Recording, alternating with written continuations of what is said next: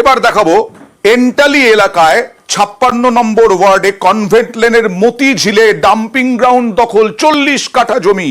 সেই 40 কাঠা জমিতেই ডাম্পিং গ্রাউন্ড দখল, একেবারে ভয়ঙ্কর অবস্থা। প্রমোটিং জমি মাফিয়া, তাদের জমি হাঙরদের দৌরাত্ম্য।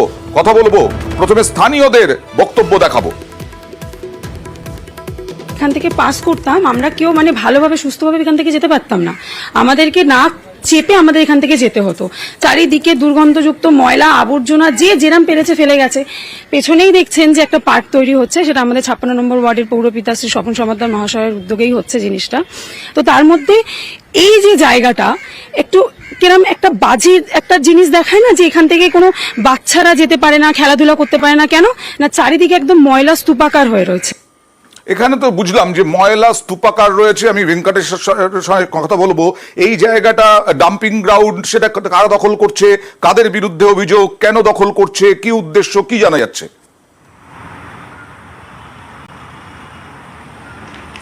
দেখো এখন এই যে 56 নম্বর ওয়ার্ডের অন্তর্গত মতিঝিল এলাকা, সেখানে দীর্ঘদিন ধরে একটি ডাম্পিং গ্রাউন্ড ছিল। সেখানে এলাকার ময়লা আবর্জনা জমতে জমতে একেবারে সেই পাহাড় তৈরি হয়েছিল। এলাকার মানুষজন তারা একেবারে অস্বাস্থ্যকর পরিবেশে বসবাস করছেন। পাশে একটি স্কুল রয়েছে, ফলে এখান থেকে যাতে ডাম্পিং গ্রাউন্ডের এই সমস্ত আবর্জনার পাহাড় অন্যত্র সরিয়ে নিয়ে যাওয়া হয়, এখানে যাতে খেলার মাঠ করা হয়, সেই দাবি কিন্তু স্থানীয় কাউন্সিলরের কাছে তারা রেখেছিলেন। সেই মতো কাউন্সিলর তিনি এই যে ডাম্পিং গ্রাউন্ডে যে আবর্জনার পাহাড়, সেই পাহাড় পরিষ্কার করতে করতেই একেবারে এক শ্রেণীর অসাধু জমি ব্যবসায়ীদের নজরে পড়ে এই মাঠ।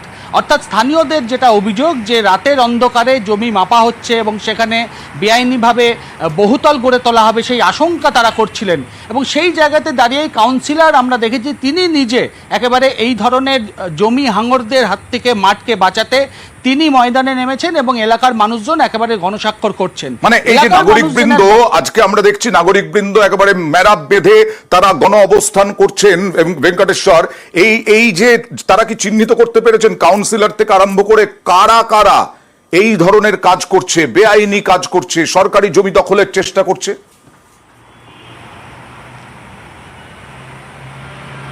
দেখো এখনো পর্যন্ত কাউন্সিলর গতকালই তিনি অবস্থানে বসেছিলেন স্থানীয় মানুষদের নিয়ে, কিন্তু রাতের অন্ধকারে কে বা কারা আসছে, কারা জমি মাপছে, সেটা কিন্তু এখনো ভাবে স্পষ্ট নয় এলাকার মানুষ বা কাউন্সিলরের কাছে। কিন্তু কাউন্সিলর যিনি রয়েছেন তিনি স্পষ্ট জানিয়েছেন যে এই যে মাঠ রয়েছে, এই যে আবর্জনার পাহাড় পরিষ্কার হতেই তারা নজর দিচ্ছে, অর্থাৎ জমি হাঙররা নজর দিচ্ছে এখানে। এবং সেখানে ডাম্পিং গ্রাউন্ডটা সাধারণ মানুষের জন্য, সাধারণ মানুষেরকে দুর্গন্ধ থেকে মুক্তির জন্য পরিষ্কার করা হলো, আর সেখানেই আবার জমি মাফিয়া দৌরাত্ম্য। আর এই নাগরিক বৃন্দ তারা এবার অবস্থানে বসেছেন। আর মেয়র পরিষদ স্বপন সমাদ্দার তিনি বলছেন প্রমোটার রাজ বরদাস্ত নয়। দেখুন, তখন এদের কিছু অসাধু প্রমোটার বলুন বা জমি হাঙর বলুন, তারা এটা নজর পড়েছে, কুনজর পড়েছে।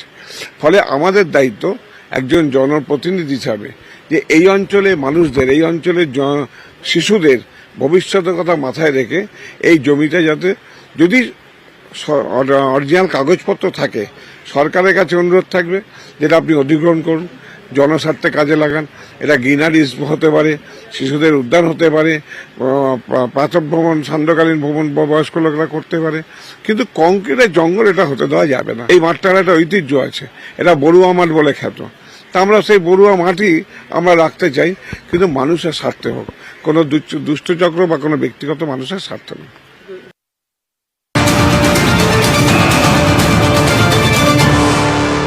আর এই খবর দেখানোর পরেই কড়া মেয়র। খাস কলকাতায় সরকারি জমি দখলের অভিযোগ।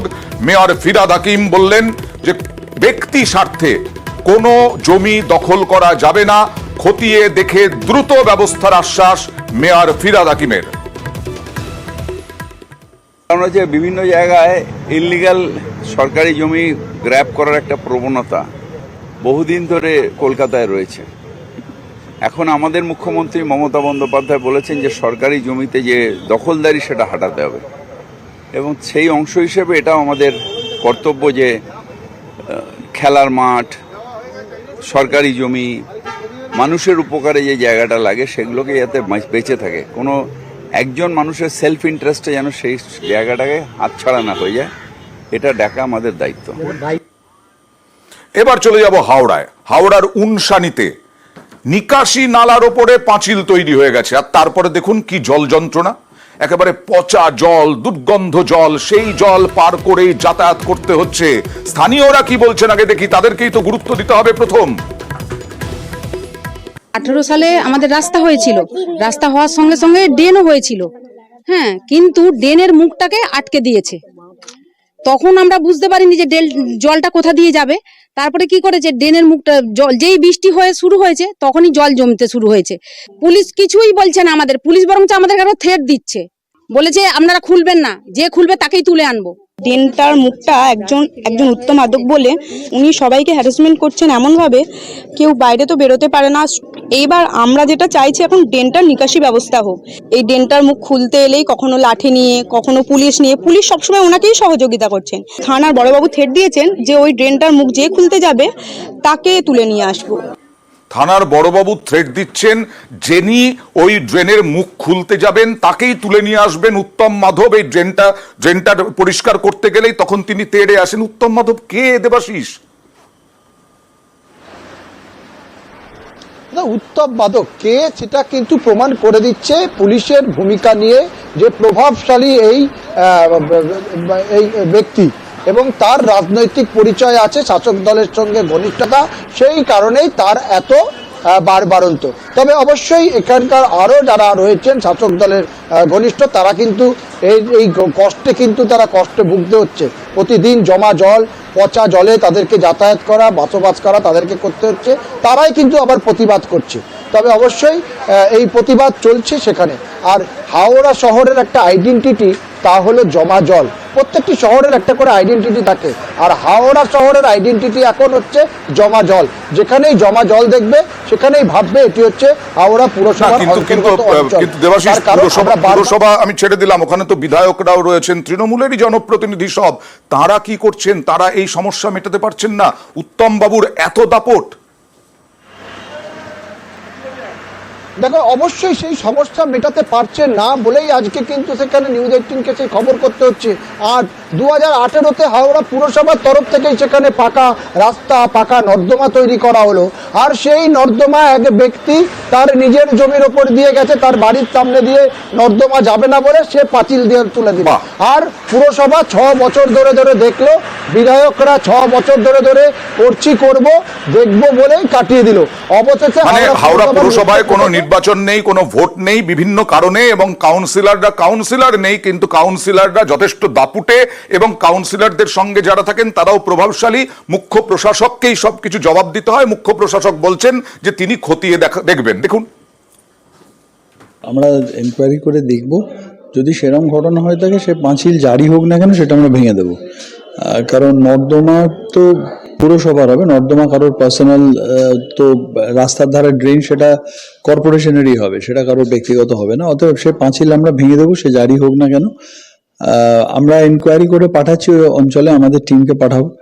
আর 46 নম্বর ওয়ার্ডে জেনারেলি আমি বলছি ওই অঞ্চলগুলো যেহেতু অ্যাডেড এরিয়া, খুব লো লাইং এরিয়া, তবে এইরকম যদি ঘটনা হয়ে থাকে যে পাঁচিল কেউ তুলে দিচ্ছেন ড্রেনেজ ব্লক করে, তাহলে আমরা অবিলম্বে আমরা ভেঙে দেবো সেই পাঁচিল। আবাস যোজনায় 55,000 বাড়ি তৈরি হয়নি, এখনো অনুমোদনের পরেও তৈরি হয়নি। এই নিয়ে ক্ষুব্ধ নবান্ন। পঞ্চায়েত দপ্তরের রিপোর্টে ক্ষুব্ধ নবান্ন, পঞ্চায়েত দপ্তরের কাজে ক্ষুব্ধ নবান্ন। অনুমোদনের পরেও আবাস যোজনার কাজে কেন তৈরি হলো না সেই প্রশ্নই উঠছে। সেই প্রশ্ন পঞ্চায়েত দপ্তরের কাছে নবান্ন। সরাসরি চলে যাব প্রতিনিধি সোমরাজের কাছে। সোমরাজ, 55,000 বাড়ি কোন কোন এলাকায়, কি জানা যাচ্ছে সূত্র মারফত? কেন তৈরি হয়নি? গাফিলতি কাদের?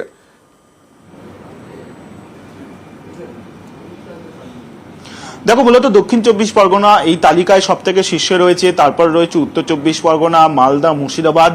কম বেশি রাজ্যের প্রত্যেকটি জেলাতেই রয়েছে, কিন্তু সব থেকে বেশি রয়েছে দক্ষিণ 24 পরগনা এবং উত্তর 24 পরগনা, তার সঙ্গে পূর্ব মেদিনীপুর জেলাতেও। যেটা দেখা যাচ্ছে যে এই যে প্রধানমন্ত্রী গ্রামীণ আবাস যোজনা প্রকল্প, এই প্রধানমন্ত্রী গ্রামীণ আবাস যোজনা প্রকল্পে কেন্দ্রের অনুমোদন রয়েছে, কেন্দ্রের অর্থ বরাদ্দও রয়েছে, কিন্তু তবুও প্রায় 55,000 বাড়ি তৈরির কাজ সম্পন্ন করা যায়নি এখনো পর্যন্ত। তুমি জানো যে বর্তমানে রাজ্যকে এই প্রকল্পে টাকা দেওয়া বন্ধ করেছে কেন্দ্র। হ্যাঁ। এই প্রকল্পে কেন্দ্র দেয় 60% টাকা, রাজ্য দেয় 40% টাকা। বর্তমানে এই প্রকল্পে টাকা দেওয়া বন্ধ করলেও এর আগে যখন টাকা দিয়েছিল কেন্দ্র, তা সত্ত্বেও দেখা যাচ্ছে যে এই কেন্দ্রের অনুমোদন থাকা সত্ত্বেও এখনো পর্যন্ত 55,000 বাড়ি তৈরি করার কাজ বাকি রয়েছে। আর তা নিয়ে জেলা শাসকদের নির্দেশ দেওয়া হয়েছে যাতে দ্রুত এই কাজগুলো শেষ করা হয়, বিশেষত যেখানে রাজ্য সরকার ডিসেম্বর মাসে ফের নতুন করে কিস্তির টাকা দেবে, কেন্দ্র টাকা বন্ধ করে দিয়েছে, তার জন্য রাজ্য নিজে থেকেই বাড়ি তৈরি করে দেবে। কিন্তু তার আগে কেন্দ্রের অনুমোদন প্রাপ্ত বাড়িগুলি তৈরির কাজও শেষ করতে চায় নবান্ন, আর সেই কারণেই পঞ্চায়েত দপ্তরের তরফে এই তথ্য উঠে আসায় নবান্ন ক্ষুব্ধ বলেই সূত্র মারফত। ধন্যবাদ। মালদায় কন্যাশ্রী প্রকল্পে কাটমানি না দেওয়ায় একজন ছাত্রীর, একাদশ শ্রেণীর ছাত্রীর ফর্ম বাতিল হয়ে গেল। কথা বলবো প্রতিনিধি সেবকের সঙ্গে। সেবকের সঙ্গে কথা বলবো। মালদার রতুয়ায় কন্যাশ্রী প্রকল্পে দুর্নীতির অভিযোগ, সরকারি কর্মীর বিরুদ্ধেই দুর্নীতির অভিযোগ, সরকারি কর্মীর বিরুদ্ধেই কাটমানি চাওয়ার অভিযোগ। কথা বলবো প্রতিনিধি সেবকের সঙ্গে। সেবক, কি অভিযোগ?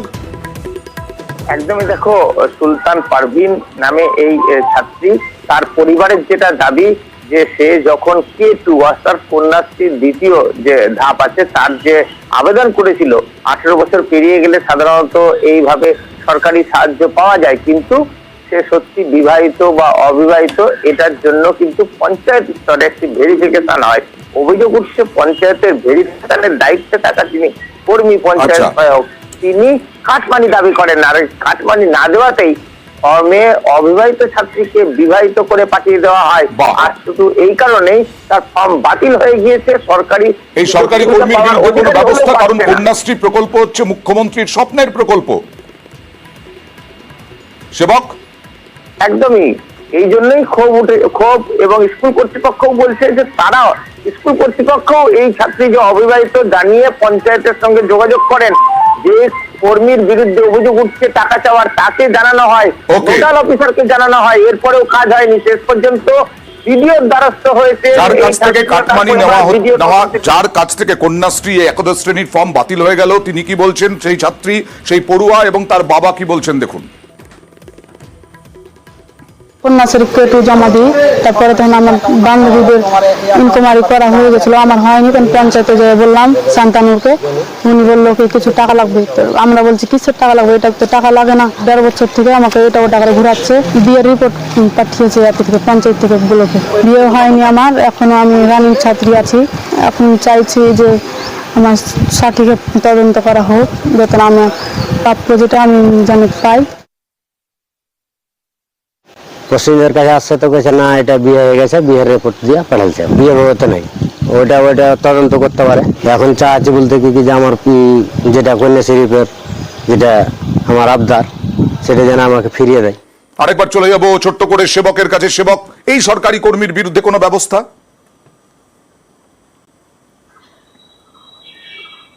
দেখো, ইতিমধ্যে ভিডিও তদন্তের নির্দেশ দিয়েছেন এবং বলে জানিয়ে দিয়েছেন যে তদন্তে যদি প্রমাণিত হয় এই সরকারি কর্মী সত্যি কাটমানি চেয়েছেন এবং কেন অবিবাহিত ছাত্রী বিবাহিত হয়ে গেল তার কাছে কৈফিয়ত চাওয়া হবে, জবাবদিহি চাওয়া হবে। ভিডিও তদন্তের নির্দেশ দিয়েছেন, দেখা যাক ওই সরকারি কর্মীর বিরুদ্ধে কি পদক্ষেপ করা হয়। প্রধান শিক্ষক কি বলছেন, দেখুন। শান্তনুবাবু এখানে একজন আছেন যিনি অঞ্চল থেকে ভেরিফাই করেন, ওনাকে আমি ডেকে বিষয়টা জানিয়েছি যে এটা কেন হলো। এটা আমার স্কুলের মেয়ে, ক্লাস 11-এ পড়ে, ও আগে K1 পেয়েছে, ও যখন K2 এলিজিবল হয় তখন আমরা এখানে করে দিই। ও সমস্ত কিছু এইভাবে আমি শান্তনুবাবুকে জানাই, তারপরে বলি যে আপনি যেভাবে পারেন এটা এই বেনিফিশিয়ারিটা যাতে তার বেনিফিটটা পায় কন্যাশ্রীর, সেই ব্যবস্থা আপনি করে দেবেন। যে নোডাল আছেন বিডিও অফিস, প্রসেনজিৎ সরকার, ওনাকেও আমি বলেছি যদি কোনোভাবে করে দিতে পারেন তাহলে মেয়েটা উপকৃত হবেন।